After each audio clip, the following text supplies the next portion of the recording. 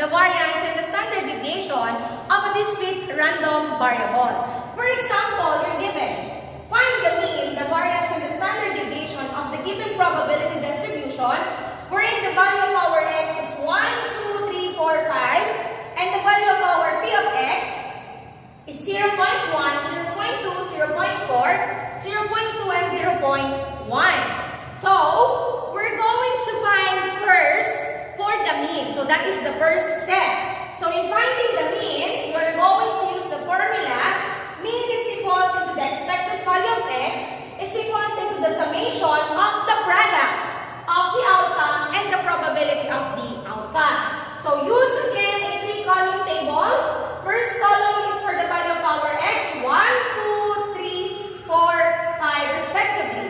And the value of our p of x is equals to 0.1, 0.2, 0.4, 0.2, and 0.1 respectively. And then class, what are we going to do next? We are going to find the product of our first column and our second column. So 1 times 0.1 is equals to 0.1. 2 times 0.2 is equals to 0.4. 3 times 0.4 is equals to 1.2. 4 times 0.2 is equals to 0.8. 5 times 0.1 is equals to 0.5.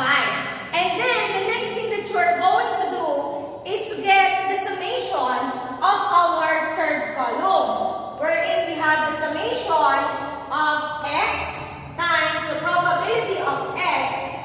So add, just add 0.1 plus 0.4 plus 1.2 plus 0.8 plus 0.5 is equals into 3.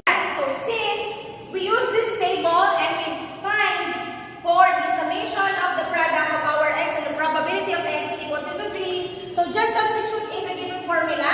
So the mean is equals to the expected value of x is equals into the summation of the product of our outcome and the probability of outcome is equals into 3.0. So therefore, our mean is equals into 3.0 or 3.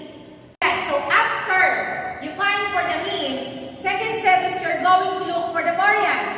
So in finding for the variance, use a 4-column table.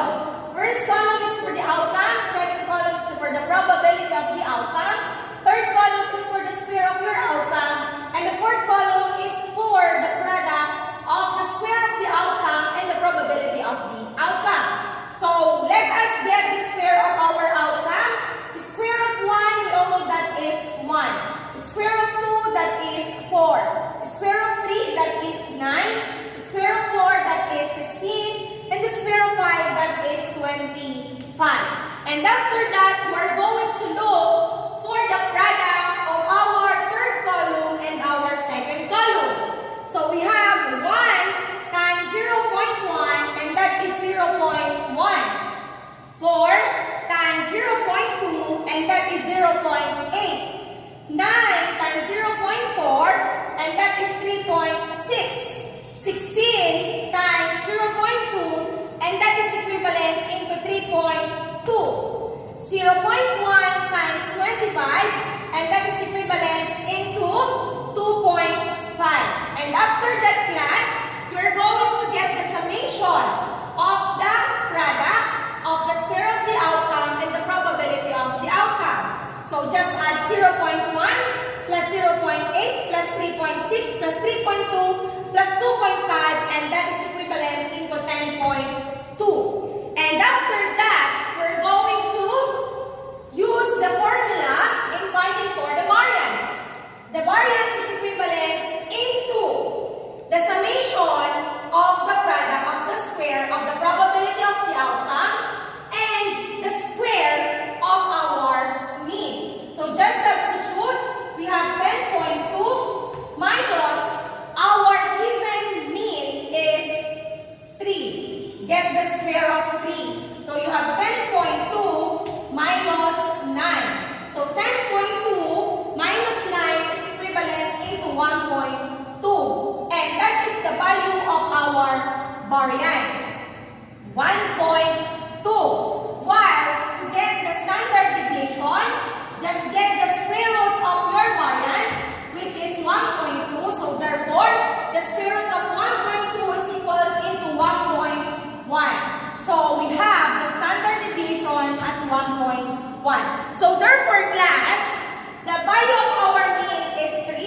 the value of our variance is 1.2. The value of our standard deviation is 1.1. So again,